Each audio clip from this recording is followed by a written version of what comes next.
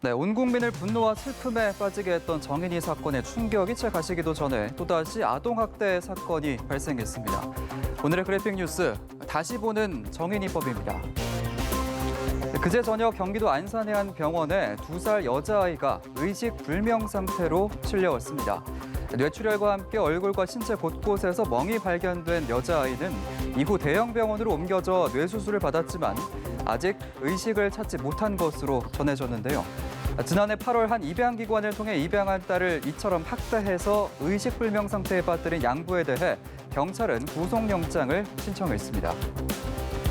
양부모의 학대로 태어난 지 16개월 만에 사망한 사실이 알려지며 온 국민을 공분에 빠뜨렸던 정인이 사건 이후 일명 정인이법이 통과됐지만 또다시 이런 일이 발생한 건데요.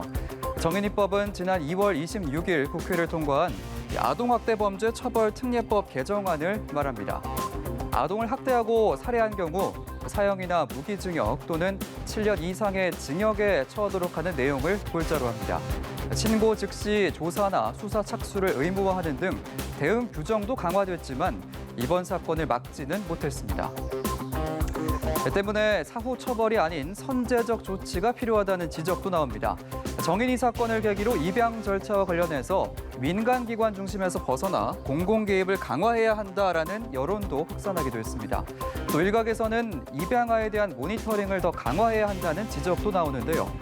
입양 이후에도 공적인 기관에서 아이에 대한 모니터링을 정기적으로 진행하고 필요시 개입을 위한 객관적인 기준도 마련을 해야 한다는 겁니다.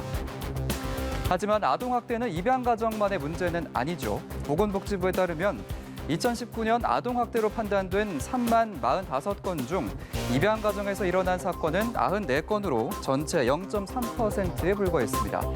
한부모 혹은 미혼모 가정까지 포함한 친부모 가해자가 80%를 넘었습니다. 결과적으로 아동학대 근절을 위해선 자녀에 대한 잘못된 부모의 양육관 개선 등 사회적인 인식 변화가 선행돼야 한다는 목소리가 나옵니다.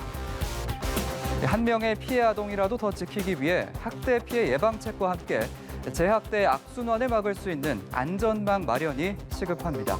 지금까지 그래픽 뉴스였습니다.